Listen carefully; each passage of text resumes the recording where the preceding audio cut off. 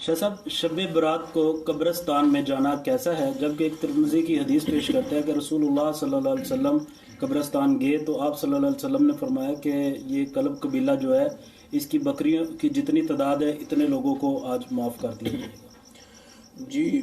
حدیث موجود ہے، جامع ترمذی میں موجود ہے۔ وہ ایک کلب کسی حضرت کا میں نے بھی سنا ہے، کسی ساتھی نے غالباً بھیجا ہے، سنایا ہے کہ اس میں دو روایات پیش کی گئی ہیں شب برات کے حوالے سے۔ پہلے غالباً پچھلے سیشن میں ہم نے اس حوالے سے کوئی وضاحت بھی کر دی تھی جی، کہ شب برات جو ہے اس کے حوالے سے جتنی روایات ہیں یا موضوع ہیں، من گڑت ہے، یا اتنی ضعیف ہیں کہ قابل حجت نہیں ہے، یا یعنی کہ پایا ثبوت تک وہ نہیں پہنچتی جس سے کوئی فضیلت یا کوئی عمل ثابت ہو۔ لہذا شب برات جو ہے اس کی کوئی حیثیت نہیں ہے۔ جی، دوسری گزارش یہ ہے کہ یہ جتنی فضیلتیں، مقام، شان، عظمت ہے، یہ لیلۃ القدر کو حاصل ہے۔ بعض لوگوں نے قرآنی آیت مبارکہ سے انا انزلناہ فی لیلۃ مبارکۃ انا کنا منذرین فیہا یفرق کل امر حکیم، اس آیت ان آیات سے ثابت کرنے کی کوشش کی ہے کہ یہ شب برات کے بارے میں، حالانکہ نص قرآنی ہے کہ یہ لیلۃ القدر کے بارے میں۔ جب انا انزلناہ فی لیلۃ مبارکۃ انا انزلناہ فی لیلۃ القدر شہر رمضان الذی انزل فیہ القرآن، پھر نبی علیہ الصلوۃ والسلام نے فرمایا، صحیح البخاری وغیرہ میں حدیث موجود ہے کہ آپ نے فرماتے کہ آخری عشرے کی راتوں میں اس کو تلاش کرو، تو لہذا یہ بات طے ہو گئی کہ یہ ساری فضیلت جو ہے یہ لیلۃ القدر کو آتی۔ باقی رہ گئی شب برات کے حوالے سے۔ شب برات کے حوالے سے دو روایتیں جو ہیں زیادہ معروف ہے، ایک ابن ماجہ کی قبرستان جانے والے اور ایک جامع ترمذی کی۔ پہلی روایت جو ہے اس میں یہ ہے کہ حضرت علی رضی اللہ تعالیٰ عنہ فرماتے ہیں کہ اس رات کو بیداری کرو، جاگو، عبادت کرو، اگلے دن کا روزہ رکھو۔ یہ روایت ابن ماجہ میں موجود ہے، اور اس کی سند میں ایک جو ہے نا وہ راوی ابو بکر بن عبداللہ بن محمد ہے، جس کے بارے میں امام احمد بن حنبل رحمۃ اللہ علیہ فرماتے ہیں کہ یہ احادیث گھڑا کرتا تھا اور یہ کذاب انسان ہے اور وضاح ہے، تو لہذا یہ روایت تو قابل قبول ہی نہیں ہے۔ نہ اس رات کا جاگنا ثابت ہوا۔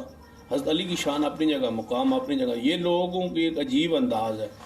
پہلے ایک روایت مسئلہ ثابت کرنا ہونا تو پہلے ایک روایت پیش کرتے ہیں، حضرت علی رضی اللہ عنہ اس کے راوی ہیں، یا عبداللہ بن مسعود رضی اللہ تعالیٰ عنہ، یا کوئی اور صحابی ہیں، تو ان کی پہلے فضیلت بیان کریں گے، یہ مقام، یہ شان، اور ان سے اور یہ آخر بات میں آ ثابت کے ہے۔ ایک ضعیف روایت بیان کرتے ہیں۔ بھائی ان کا مقام تو ہے، اب حضرت علی رضی اللہ عنہ کا مقام، شان، عزت، عظمت میں تو کوئی شک نہیں ہے، لیکن یہ روایت ان سے ثابت نہیں ہے۔ جو اس سند میں راوی ہے وہ کذاب ہے۔ اب کذاب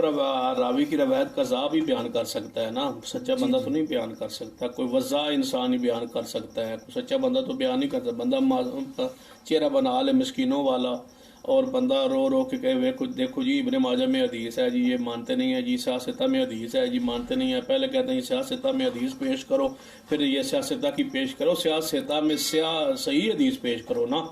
بخاری و مسلم کے علاوہ جتنے بھی کتب ہیں، ابو داؤد، نسائی، ترمذی، ابن ماجہ، اس میں صحیح روایات بھی ہیں، ضعیف روایات بھی ہیں، موضوع روایات بھی ہیں۔ جو صحیح ہیں وہ پیش کرو، جو ضعیف ہیں اس کو ائمہ کرام نے تو اس لیے بیان کیا نا تاکہ اس کا ذوق واضح ہو جائے۔ دوسری روایت جو ہے کہ نبی اکرم صلی اللہ علیہ وسلم، حضرت عائشہ رضی اللہ تعالیٰ عنہ فرماتی ہیں، یہ جامع ترمذی کی جس کا آپ نے ذکر کیا،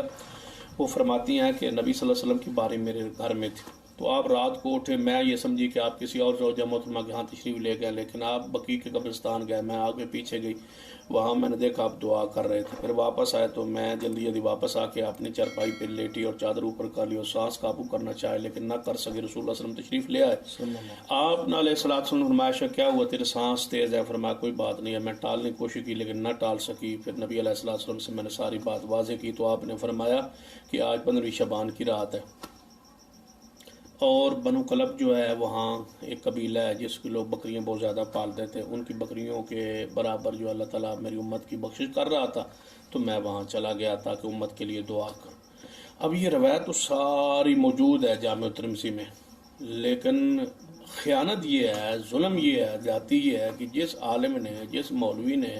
یہ روایت پیش کی ہے اور جامع ترمذی کا نام لے کے پیش کی ہے، اور پھر ساتھ اپنا شکل جو ہے بڑی معصومانہ سی بنا کے وہ دیکھو جی یہ ترمذی کی حدیث ہے، اب اسی کے نیچے خیانت کیوں کی ہے؟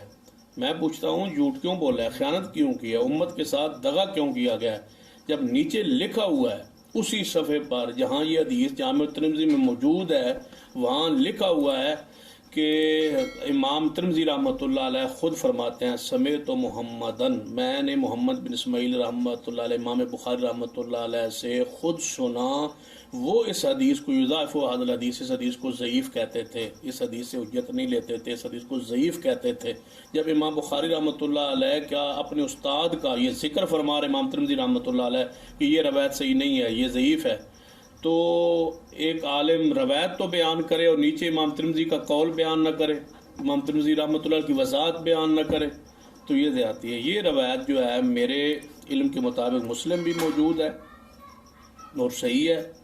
کہ نبی علیہ الصلوۃ والسلام قبرستان گئے، رات کو دعا مانگی نبی علیہ السلام نے، لیکن وہ 15ویں شعبان کا ذکر اس حدیث میں موجود نہیں ہے۔ مدرکن قبرستان جانے کا ذکر موجود ہے، 15ویں شعبان کا ذکر موجود نہیں ہے، لہذا 15ویں شعبان قبرستان جانا، 15ویں شعبان کی رات جاگنا، بیداری کرنا اور 100 رکعات اور کئی سی روایتیں گڑھی ہوئی ہیں، جتنی روایات ہیں نا اس کا خلاصہ نچوڑ یہی ہے کہ ان کے پاس یہ یتیم لوگ ہیں، ان کے پاس ایک بھی صحیح حدیث نہیں ہے جو امت کے سامنے صحیح سند کے ساتھ سینے پر ہاتھ مار کے اور تان کے یہ کہہ سکیں یہ حدیث صحیح ہے، بلکہ ہنستے ہنستے یہ مسکراتے چھپ کے یہ کہتے ہیں تو ضعیف ہی لیکن وہ فضائل میں ہے، فضیلت میں ہے۔ آپ نے پوری ایک نماز کا وجود ثابت کر دیا ہے، ایک نماز کا وجود ثابت ہو، ایک عمل کا وجود ثابت ہو نا، تو پھر اس پر کوئی ضعیف روایات بندہ لے آتا ہے نا، کہتا ہے چلو یہ ضعیف ہے تو عمل تو ثابت ہے نا، یہ تو سرے سے ثابت ہی نہیں ہے اور اس پہ ضعیف پیش کرنا، اس پر ضعیف پیش کرنا، ضعیف سے ثابت کر کے کہنا کہ یہ ثابت ہے، یہ ظلم ہے، یہ زیادتی ہے۔ اس رات کی کوئی حیثیت نہیں ہے۔ ہاں یہ ضرور ہے کہ اس رات جو میں نے پڑھا ہے کہ رافضیوں کے ہاں یہ رات جو ہے وہ عبادت کی رات ہے، وہ کہتے ہیں اس رات سیدنا امام مہدی پیدا ہوئے ہیں اور وہ ان کی ولادت کی خوشی میں یہ سارا کچھ کرتے ہیں، جبکہ ہمارے اہل سنہ کے ہاں امام مہدی علیہ السلام ابھی پیدا نہیں ہوئے، لہٰذا یہ ان کی رات کی ولادت والی رات بھی نہیں ہے، لہٰذا اس روایت لحاظ سے اس اینگل سے اگر دیکھا جائے تب بھی ٹھیک نہیں ہے، اس لحاظ سے دیکھا جائے تو اب بھی ٹھیک نہیں ہے۔ ان کے پاس کوئی روایت نہیں ہے، نہ اس رات قبرستان جانا چاہیے، نہ اس رات کی کوئی فضیلت ہے، نہ عبادت ہے، نہ جاگنا ہے، نہ اگلے دن کا روزہ ہے، سب کچھ موضوع ضعیف روایات میں موجود ہے۔ اللہ تعالیٰ ہمیں صحیح حدیث پر عمل کی توفیق دے۔ شاہ صاحب وہ کہتے ہیں ہماری مرضی ہم نفل پڑھیں، ہماری مرضی ہم روزہ۔ ہاں یہ بالکل مجھے یہ جملہ پسند آیا ہے ساری زندگی میں، یہ پہلا جملہ مجھے ایک مولوی کا پسند آیا اور ایک عامی آدمی کا بھی آیا ہے، پر عامی آدمی کو تو چھوڑ دیں، ایک مولوی کا لے پایا کہ ہماری مرضی ہم جو مرضی کریں، یہ وہی ہے جو 8 مارچ کو خواتین کہتی تھیں اسلام آباد میں ہمارا جسم ہماری مرضی، مولوی کی مرضی، لہذا ہمارا جو مرضی ہم کریں، بس جاؤ مرضی کریں تو آپ جو مرضی کر سکتے ہیں، ہم کون روک سکتے ہیں؟ یعنی کہ اگر مرضی کہنا پھر اسے دین نہیں کہنا۔ ہاں پھر دین نہ کہنا، پھر یہ میں تو اپنی مرضی نہیں چلتی، رسول اللہ صلی اللہ علیہ وسلم کی مرضی۔ بڑے مزے کی بات ہے نا، آپ کے دین نہیں ہے، حدیث نہیں ہے، ثواب نہیں ہے، اجر نہیں ہے، ہم کوئی روٹی شوٹی لینے کے لیے یا لوگوں سے پیسہ وصول کرنے کے لیے یہ کر رہے ہیں، تو ہم بھی آپ کے ساتھ تعاون کرنے کے لیے تیار ہیں نا۔ اس معاملے میں آپ اعلان کریں کہ یہ حدیث میں نہیں ہے، ہماری مرضی ہے، تو آپ اپنی مرضی کریں نا۔ یعنی کہ یہ جو عمل ہو رہا ہے یہ ہماری مرضی ہے، دین نبی پاک صلی اللہ علیہ وسلم الیوم اکملت لکم دینکم، جو دین رسول اللہ صلی اللہ علیہ وسلم پر مکمل ہوا، نازل ہوا، اس میں نہیں ہے، باقی مولوی کی مرضی ہے، وہ کرتا رہے، کون روک سکتا ہے بھائی؟ اس قوم کو تو بڑے بڑے نہیں روک سکے۔ بہت شکریہ